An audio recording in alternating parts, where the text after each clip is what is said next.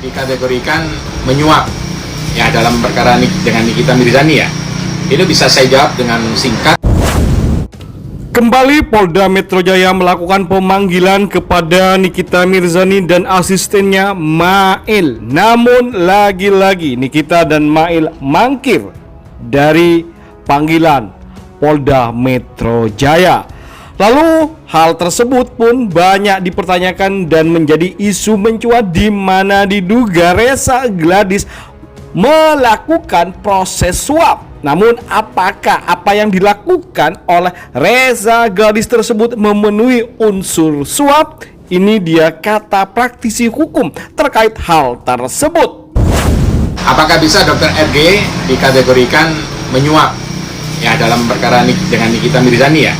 Itu bisa saya jawab dengan singkat, tidak bisa. Karena apa? Salah satu unsur suap itu adalah salah satu pihak itu adalah berdasarkan pasal 5, pasal 6 ya, pasal 12 A, B, C, D, pasal 11 Undang-Undang Tipikor ya. Itu salah satunya harus pegawai negeri atau penyelenggara negara, atau hakim salah satunya, atau advokat salah satunya. Hakim 12C, advokat 12D, ya kan? Atau salah satunya lagi berdasarkan Undang-Undang 11 tahun 80 itu adalah untuk kepentingan umum. Sebagai contoh konkret, kalau untuk pasal Undang-Undang 11 tahun 80 itu adalah wasit dalam sepak bola. Nah, itu bisa karena Undang-Undang 11 tahun 80. Tapi bukan Undang-Undang Tipikor ya, tapi Undang-Undang 11 tahun 80 tentang suap. Itu ada beberapa perkara yang kemarin sempat ditangani oleh Baris-Krim terkait dengan pengaturan skor, dan itu jadi tersangka dan sekarang udah jadi terpidana ya, sudah diputus kalau tidak salah. Itu dikenakan Undang-Undang 11 tahun 80 tentang suap. Nah, kalau kita lihat perkara Dr. RG dan NM ini tidak ada salah satu pihak yang masuk kategori unsur tadi. Jadi nggak ada yang pegawai negeri, nggak ada yang penyelenggara negara, nggak ada yang hakim, nggak ada yang advokat, nggak ada yang untuk kepentingan umum, salah satunya sebagai wasit. Wasit kenapa bukan pegawai negeri atau penyelenggara negara tapi bisa dikatakan sebagai suap? Karena dia mempunyai mandat sebagai seorang wasit, yang dipercaya sebagai seorang wasit, dan dia memimpin jalannya persidangan. Dia bisa menentukan ini untuk nilai untuk skor segala macam. Ketika salah satu pihak mengatur skor agar dia menang, itu bisa dikenakan suap. Tapi kalau perkara Dr. RD dan NM itu tidak bisa dikatakan ini perkara suap menyuap, beneran tidak bisa karena nggak masuk unsurnya. Tapi kalau mau coba silakan pihak NM-nya melaporkan ini ke Polda atau ke Baris-Krim terkait dengan suap menyuap, pasti akan ditolak karena unsur-unsur yang dimaksud dalam Undang-Undang Tipikor maupun Undang-Undang 11 tahun 80 itu tidak masuk demikian. Jadi ini tidak bisa dipaksakan juga ya, tidak bisa dikatakan dipaksakan. Nah, ini jawaban saya dari banyak pertanyaan di komen konten sebelumnya terkait dengan ancaman hukuman Nikita Mirzani 20 tahun gitu. Jadi bukannya saya memihak Dr. RG atau saya benci dengan NM, tidak. Kita melihat dari sisi hukumnya. Dan hukumnya mengatakan bahwa itu tidak bisa karena unsur tidak masuk. Kalau unsur tidak masuk berarti ya tidak bisa itu dikatakan suap. Korban diancam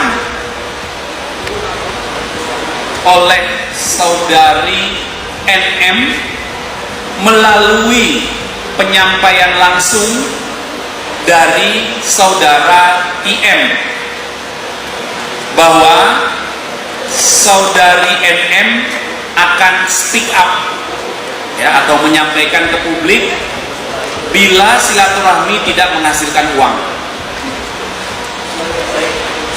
Kemudian saudara IM atas perintah saudari NM meminta sejumlah uang, yaitu 5 miliar rupiah sebagai uang tutup mulut. Dan karena korban merasa terancam dan takut, akhirnya korban memberikan sejumlah uang yaitu 4 miliar rupiah dengan cara pembayaran 2 miliar rupiah secara transfer, kemudian 2 miliar rupiah secara cash dan diberikan langsung kepada saudara IM. Saya hati-hati ya, ada pelayan tikting tuh yang pura-pura baik. Ini harus dijelaskan juga, harus diterangkan juga oleh para penyidik sebenarnya apa sih yang akhirnya membuat Nikmir ditetapkan sebagai tersangka. Harus dibuat rentetan peristiwanya, disampaikan peristiwa bagian mana yang memenuhi unsur pemerasan, begitu.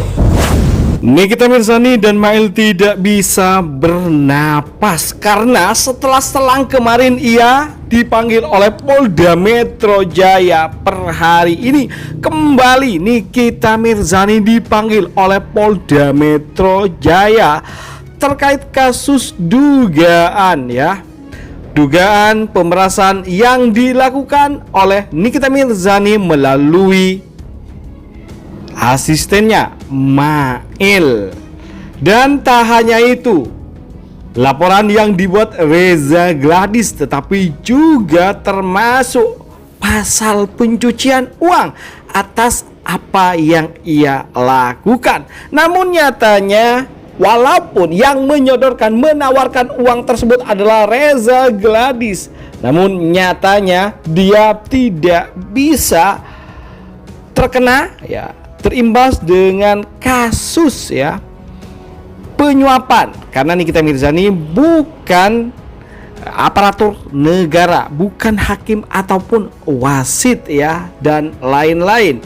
Tetapi Nikita Mirzani adalah artis, jadi tidak bisa dikategorikan suap. Namun hal tersebut tentunya perlu diuji nanti oleh pengacara. Bagaimana kalau Reza Gladys yang nyata-nyata menawarkan uang dan memberikan secara sadar kepada Nikita Mirzani, kemudian melaporkan Nikita Mirzani melakukan pemerasan. Padahal diduga Dr. Reza Gladys tersebut melakukan hal itu untuk uang tutup mulut bagi Nikita Mirzani yang terlalu dianggap cerewet atas diri dan produk kecantikannya.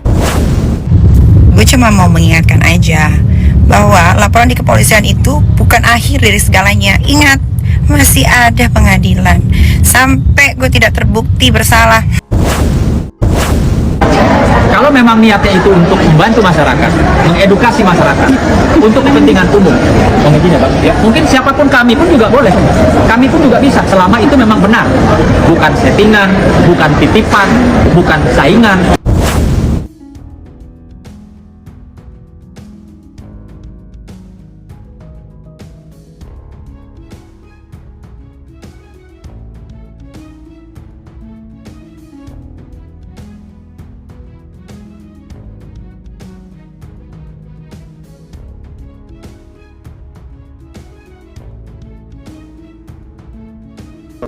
Information nih guys ya, gue udah menandai nama-nama yang nanti kepada bagaimana kalian guys, jangan lupa kasih komentar, like, dan masukan agar tambah seru mereka berdua yang selalu akan kita sajikan kabar terbaru update tentang sedikit tanah air dan mancanegara yang bakal bikin kita semua happy, senang, dan update akan kabar berita terbaru tentang mereka tentunya.